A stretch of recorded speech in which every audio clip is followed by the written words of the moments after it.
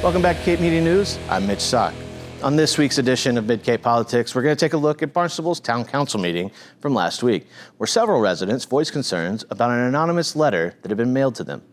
The letter outlined changes that are to be made to the town's planning and development strategies, with priorities such as builders and developers no longer decide what gets built where, the town, through its plans, designates where and what gets built, and our plans mandate what goes where.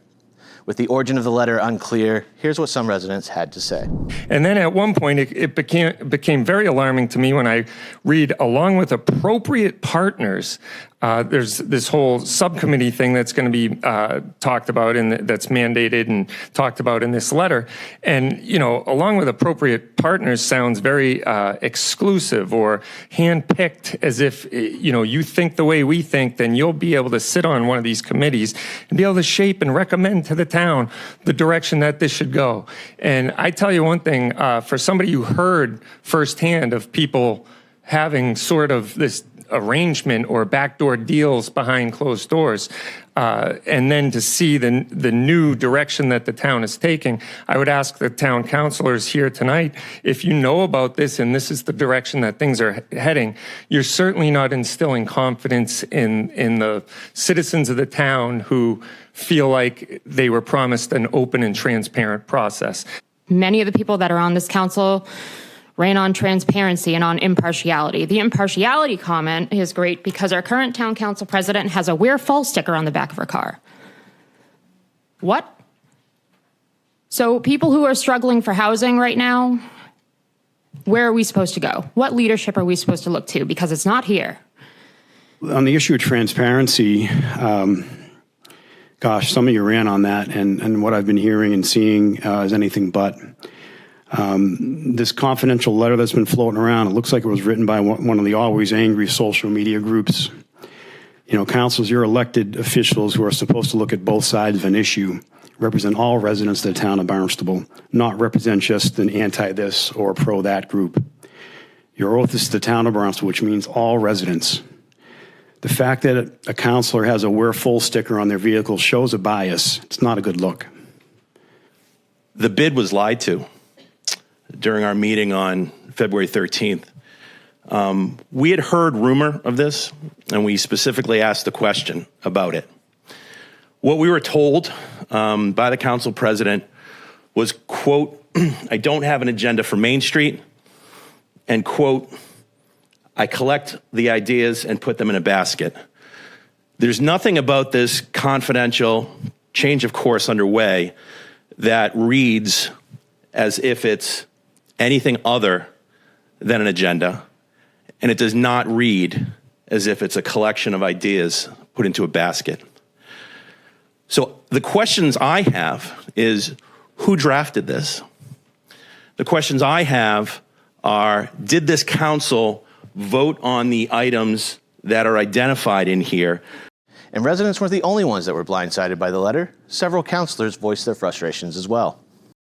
This is nothing but an attempt to take information that's been floating around, organize it, and it was done by someone who's very familiar with what goes on in this council, and put it out there to alarm you people and to denigrate our leadership. I don't know who, because you asked, did we vote on anything? Nothing of the sort happened. This is the kind of letter that destroys town councils.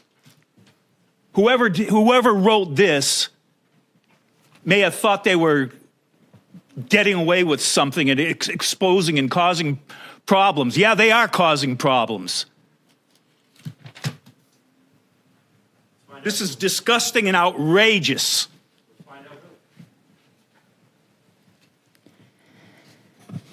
You think it can be done? The people who did this were cowards because they don't even sign their name to it. Since this is my third year on council, this is the most embarrassed I've ever been.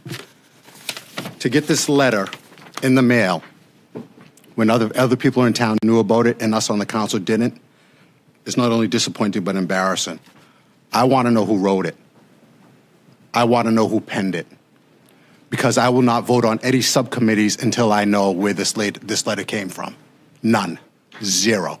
I think it needs to be understood that, and I was hoping that the author of the letter would say that they were the author of the letter, but the author of the letter was President Penn.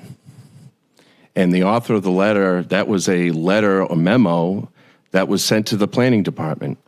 And I knew of the letter, didn't get the letter until today, but it's directives. The directives giving to the planning department based on a perception of what was going on by the president of the town council. If Felicia wrote this one, then there's not a reason, there's no, she doesn't need to sign it because she had a target committee of people. I don't know, I'm just speculating at this point. All set?